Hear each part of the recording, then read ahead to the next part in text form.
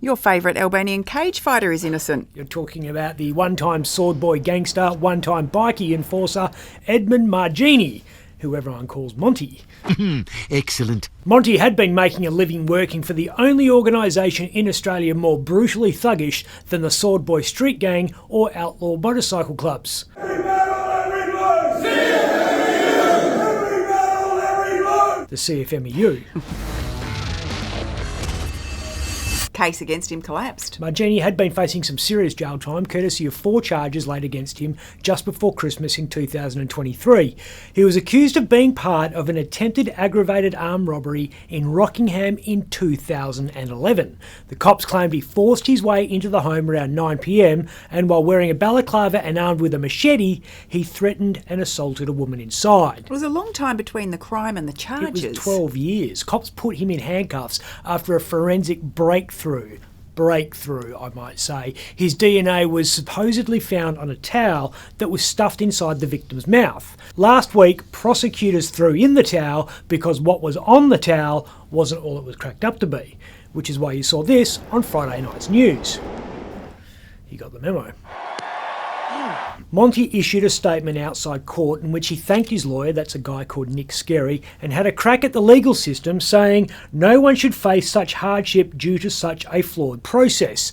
And it seems he had a point. Neighbours of the victim told police in 2011 the woman had said her attacker had brown eyes, whereas Monty's eyes are blue. Sounded Australian, whereas Monty has a thick Eastern European accent, and was small, whereas Monty is built like an Albanian cage fighter. Well, the cops obviously thought the DNA would trump those inconsistencies. Here's the thing with DNA evidence. Nobody can prove how it got there or, importantly, when it got there. Here's a theory floated by the defence.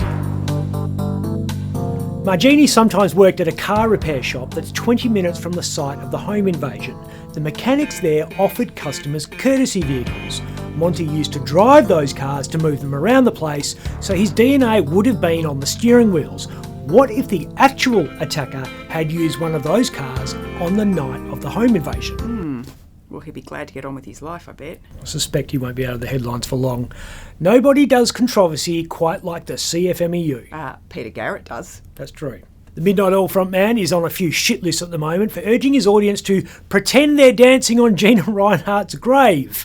Peter has learned that activism in 2025 is very different to 1985. Midnight Oil's outspoken anthems interrogated politics,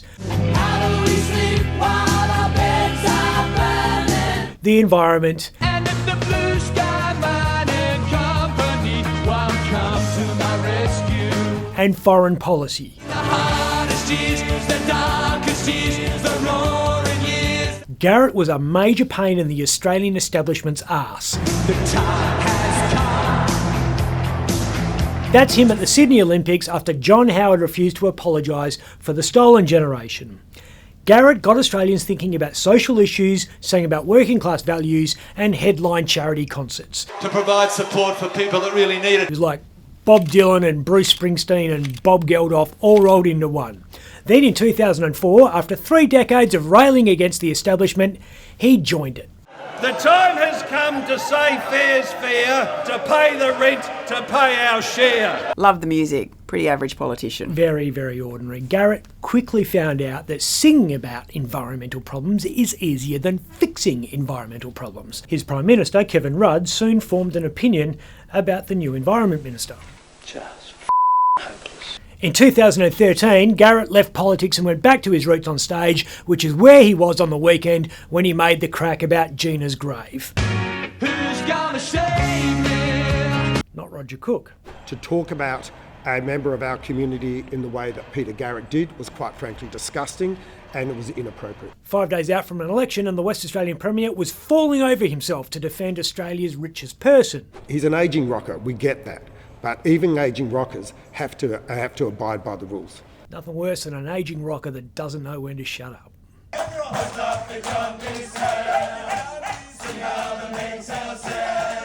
I'm Ben Harvey.